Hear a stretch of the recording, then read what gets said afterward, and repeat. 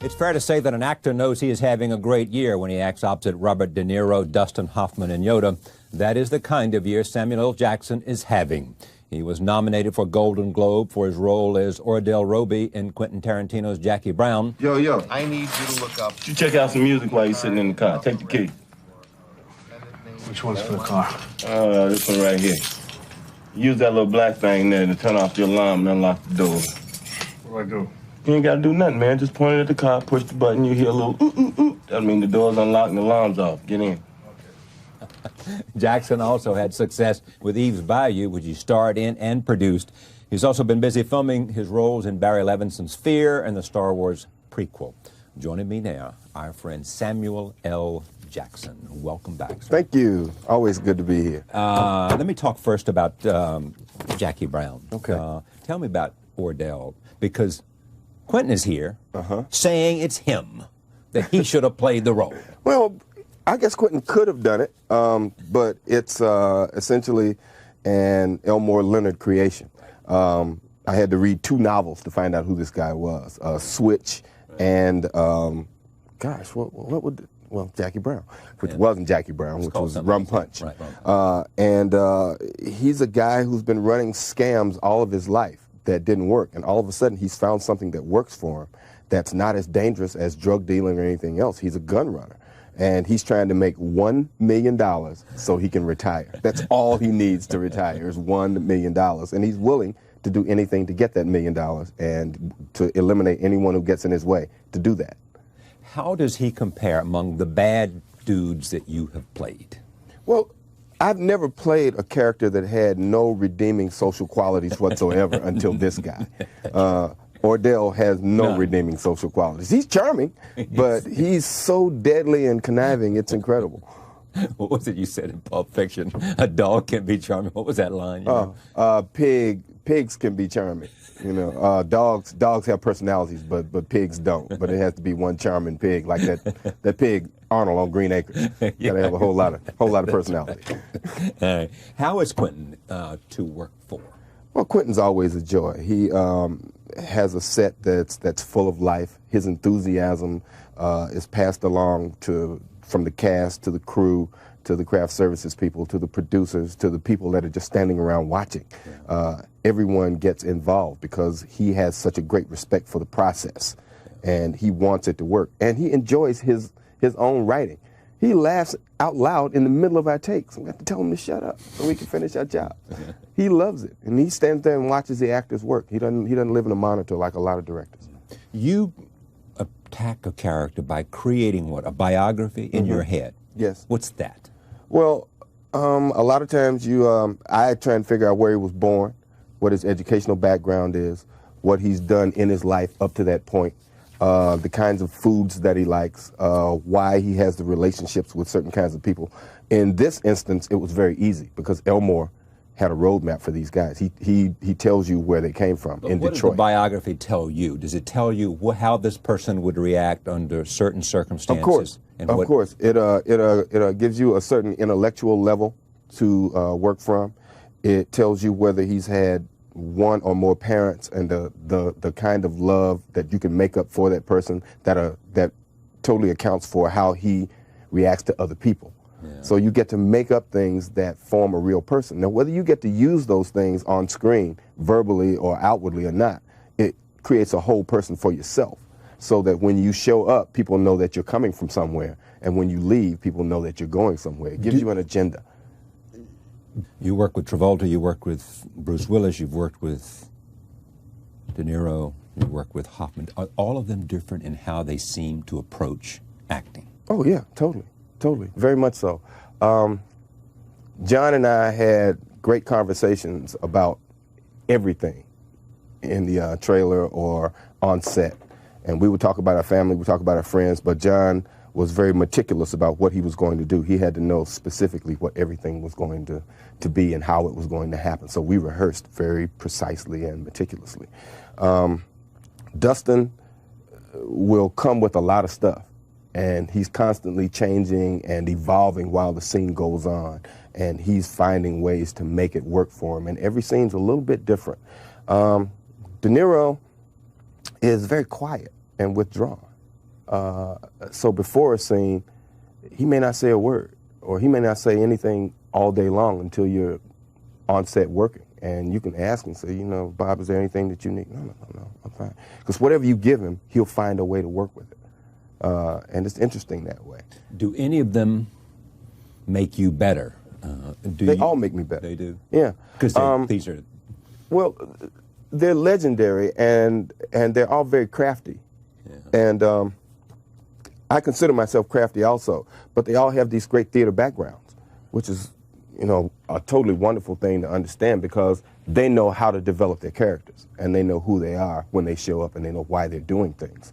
The whole time I was doing Jackie Brown, it was so interesting to me to watch Bob, because a lot of times I didn't have a clue what he was doing, because I was so busy being Ordell, and I would see him kind of staring off, and I go, wow, he's not paying attention, or he's underplaying me in a certain kind of way. And then when I saw the film, I got so caught up in watching him rediscover the world and how it had changed since he'd been locked up for 4 years, that it was so wonderful to watch. I've only seen the film once, so I have to go back and watch myself, because I got caught up watching him. You know what's amazing to me? I suspect, I know this is true, because Scorsese was here last Friday night, and he was talking about when he sits around with directors that he likes, and they watch film, they'll talk about little nuances about how Ford would do this, John Ford would do this, or someone else would do that. You guys can see a lot of stuff that those of us who don't have that craft don't get what's going on there. A lot of stuff actors are probably giving us, we're missing. We're missing, just missing, you know, because we're caught up in just sort of scene to scene to scene to scene. Sure, yeah. Well, the layman is watching the story unfold. Exactly. I'm sitting there watching actors do things that pertain specifically to a character. Like watching As Good as It Gets. Watching Jack Nicholson do those things, like stepping over those cracks, washing his hands, doing those things. How consistent can he be with that?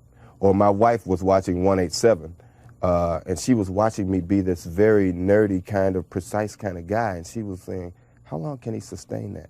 And when we got home, she said, you know, I have to compliment you. You pulled it off. You did it the whole film. You didn't crack. You know, and a lot of times we're just doing stuff like that. You know, oh, he changed his accent. Aha, he didn't sustain that accent. But that's just little actor stuff. What's the take you have on Quentin and his fascination with black culture? Well, I happen to know that Quentin's mom was on the road a lot when he was young. She was a salesperson. And he spent a lot of time with this black guy that lived in their building. And this guy took him to blaxploitation movies all the time. That's where he hung out.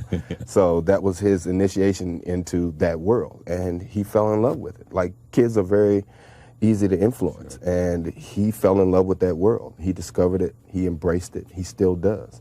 And he kind of feels comfortable in that space, because that's kind of where he grew up and learned a lot about life. And he likes the music, though, and he totally. likes the sense the whole thing, you know, the whole, you know, the street culture, the language, the rhythms of that world, all work for him. And he writes in that vein. That's why he could do Pulp Fiction of course, so well. Of course. I mean, he's had the beach experience, he's had the black experience, and he's had, you know, all those other little things thrown in. Experience. So now he's, you know, he's growing, and I think this movie shows a great maturity on his part. It's not getting as good a reviews as Pulp Fiction, though. Yeah, and I think it's totally unfair for people to even compare the two films. And I actually think a lot of the backlash is because it's not Pulp Fiction. Right. And it's slower. That's not his fault. It's an Elmore Leonard novel that he adapted for the screen. Pulp Fiction is an anomaly of sorts. I doubt if anybody will duplicate it, or people will find a way to make a film that even resonates in the public's consciousness the way that film does. Quentin did something that was totally unique, even to himself. It was not only style, but language. And it was everything. There's so many elements there. It's in your face in so many different ways. Eve's Bayou. You're proud of that film. Oh, yeah, terrifically proud. Yes. Yes. It's the little film that could. Yeah. Yeah. This is what Roger Ebert said. This is the #1 film of 1997 for him. Astonishingly sure debut film by writer-director Casey Lemons, who explores the secrets of a Louisiana family through the not always understanding eyes of a 10-year-old girl. She has a strong affection for her father, local doctor, and is jealous of what he seems to favor her oldest sister.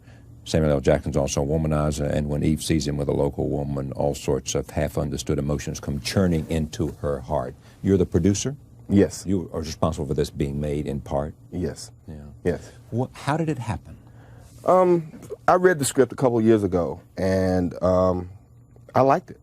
But at that time, I guess I wasn't a big enough name to get it done, and the script was being shopped around, and Danny Glover got it, and he wanted to do it, but he also wanted to direct it. And Casey didn't want to give that away. She wanted to direct it, so she held on to it, and they kept shopping it. And it eventually came back around to me. And then you I had was enough a juice big to enough make it name. happen. Yeah, I was a big enough name to get $3 million to get it made. And that's what we made it for. $3 million? $3 million, yeah, which is a shoestring budget. Yeah. And we fought, we cried, we did all kinds of things to get this film done.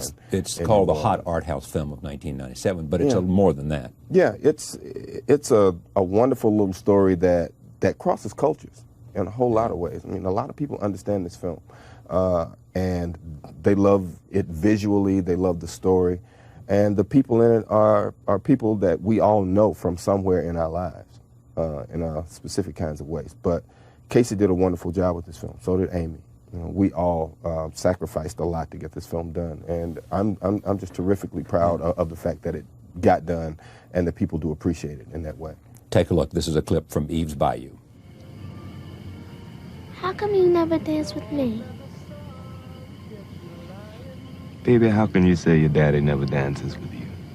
When we're alone and stuff, but not at parties. You always dance with Cicely. Tell you what, from now on, we'll dance at every party, all right? Kevin was here the other night. Yeah, we did a film called he finished called The Navigator or something? The Negotiator. The Negotiator. Yeah. Now, what's that? I play a police hostage negotiator who's framed for a crime, and I end up taking the Internal Affairs Department hostage. And they call Kevin in to talk me out of the building. So you have two Kevin is talking to negotiators. negotiate out of. Yeah.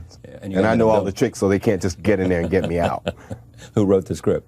I'm not sure. A couple of different people wrote it. You also have Sphere coming out. Yes. That's what Barry Levinson's directing. Barry Levinson, Dustin Hoffman, Sharon Stone, from the Michael Crichton novel. Sphere was the title of the novel? Yes.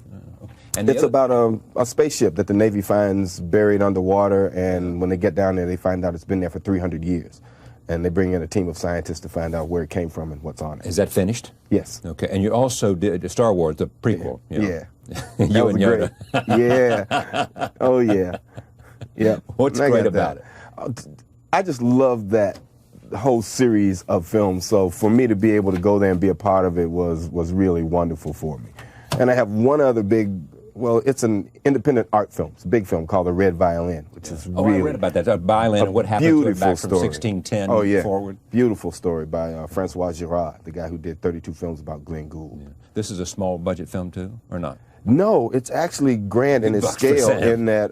Big bucks for Sam. No. It's an independent film that was done on a grand scale because it goes from 1610 to the present, and it travels through about 5 different countries. He shot the film in each of those countries in the native language of those countries, including China. Thanks, buddy. Thank you. Thank you for joining us. See you next time.